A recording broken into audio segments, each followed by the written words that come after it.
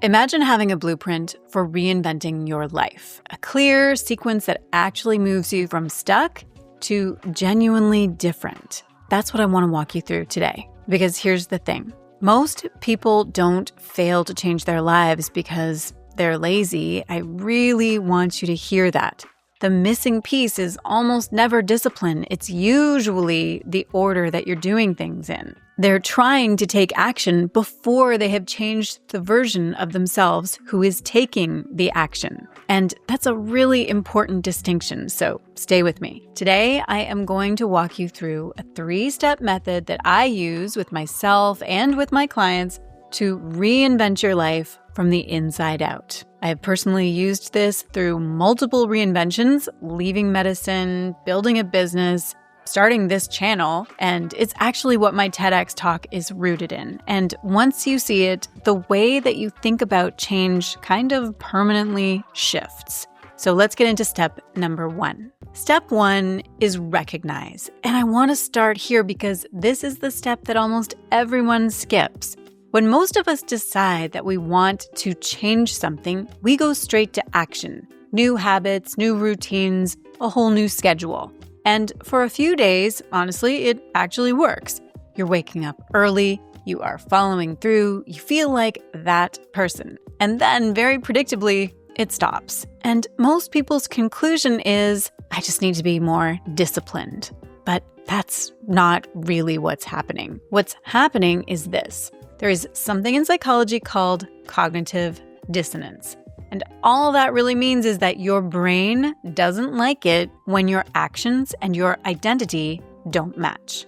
So if you quietly believe, somewhere underneath all of it, I'm not a consistent person, or I'm not someone who follows through, then when you start behaving like a consistent person, it creates tension, real tension. And most people feel that tension and assume that it means this isn't working. But what it actually means is this doesn't match who I think I am. Your brain will always try to resolve that tension. And unfortunately, the path of least resistance is just pulling you back to what feels familiar, not pushing you forward. I had a client, really smart, genuinely capable, who wanted to become someone who exercised consistently. She had the plan, she had the schedule, she honestly had great intentions, and every Monday she'd start strong.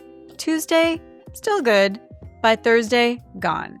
She kept telling herself that she just needed more discipline, but when we actually looked at it, she didn't see herself as someone who works out. She saw herself as someone who struggles with consistency, someone who starts things and then doesn't finish. So every time she tried to follow through, she wasn't just going to the gym, she was acting against her own identity. And that is exhausting in a way that is really hard to name. So here's the thing that most people miss. You're not just trying to change your behavior. You're trying to change the type of person that you believe you are. And if you don't recognize that first, you will keep trying to fix your life at the level of habits, while your identity quietly undoes all of it. So step 1 is simple, but not easy. Start paying attention to the identity that you're actually operating from. Listen to how you describe yourself, even casually. I'm just not disciplined. I'm bad with money. I always quit. We say these things like they're just observations, but they're not. They are instructions, and your brain is very, very good at following them. So before anything else, see it clearly, because once you can actually see the identity that you've been living from, now you can do something about it. Okay, so once you can see it, now you can redesign it. So step number 2 is redesign, and this is where things actually start to shift. Most people approach change by trying to fix the individual pieces. Fix the habits, fix the routine, fix the motivation. And none of that is wrong exactly, but it's working at the wrong level. Real reinvention starts with a decision about who you're becoming before your life fully reflects it yet. A lot of us spend a lot of time asking, what should I do to change my life? And that's a very reasonable question. But a more useful place to start is, who would I need to be for this to just feel normal? Because when something fits your identity, the friction basically disappears. You stop negotiating with yourself every day about whether to do it. So here's how to actually think about this. Your next version needs to be clear enough that you can recognize it in real time. Not vague like, I want to be healthier. Think in terms of a type of person, someone who handles things early, someone who takes care of their body as a baseline, someone who follows through. Simple, specific, something that you can actually picture. Going back to that client, the turning point wasn't a better workout plan, it was a decision. I'm someone who trains. That's it. And then she made it manageable. She didn't overhaul her entire life. She just started showing up like that person in small, consistent ways. When you make that kind of identity decision, something subtle but real starts to shift. Your brain starts organizing your behavior around it.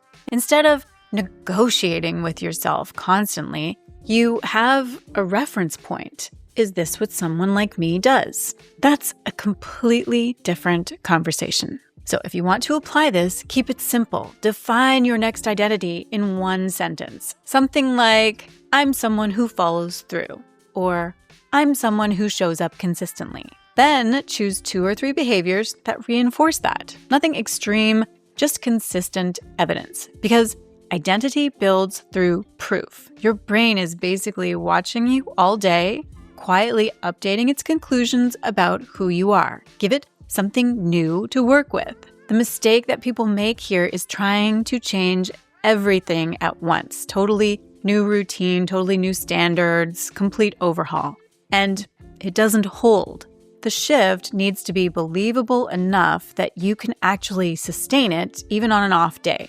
So decide who you're becoming and then start acting in small alignment with that. And then comes the piece that actually makes it stick. So at this point, you might be thinking, okay, I get this. I can see the pattern. I can define the next version of myself. But actually doing this consistently, that's where it gets tricky. And that is exactly why I put together something called the Reset. It's a free 5-day challenge, and it's designed to help you interrupt the old patterns and start stepping into a new identity in a way that actually holds.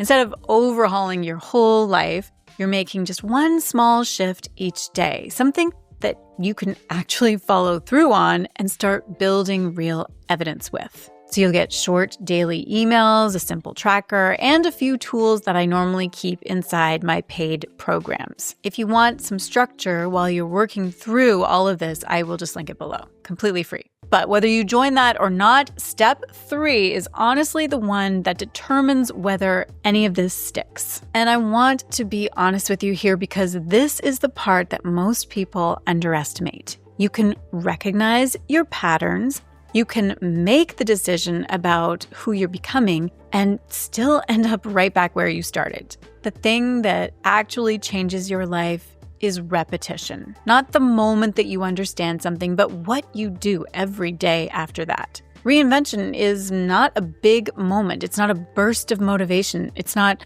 a weekend where everything clicks. It's what you do on a random Tuesday when you don't really feel like it. That's actually where the identity gets built. So with that same client, the shift didn't come from deciding that she was someone who trains. It came from what she did after that. She made it automatic. Same days, same time, no decision-making required. And on the days that she didn't feel like going, she still went, even if it was shorter, even if it wasn't perfect, because at that point, it wasn't really about the workout anymore. It was about reinforcing who she was becoming. So this is the shift. You're no longer asking yourself, do I feel like doing this today? You're operating from, this is just what I do. And that is a much more stable place to live from. Practically, reduce how much thinking is involved. Decide in advance. When this happens, I do this. Attach it to something that's already in your day and make it easy to start. Lower the barrier if you need to, but keep the pattern because The pattern is what builds the identity over time. Motivation is great, honestly, but it's not reliable. It shows up when things are going well and then quietly disappears when they're not. Rituals are what carry you forward when motivation has already left the building. This is where a lot of people get discouraged. They miss a day or things don't go perfectly and they think that they've failed. But that's not how this works. One missed day does not undo your identity. What matters is what you do next. Do you return to the pattern or do you return to the old story about yourself? So when you put all three of these together, you start to see why this actually works. You recognize the identity that has been quietly running things. You redesign it on purpose, clearly, specifically, and then you reinforce it through what you repeat. And over time, it stops feeling like effort. It just feels like you. You don't wait until you feel like a new person to start acting like one. You start acting like them in small ways, and your life begins to reorganize around that. Now, if you want to take this further, I want you to watch the video that I am queuing up for you next. It is going to help you to get out of that stuck waiting energy and actually start moving. I will link it on the next screen, and then I will see you there. And this is where things actually start to shift. Most people, not moach. Okay, got hair in my face again. Okay, good. We're done. Great.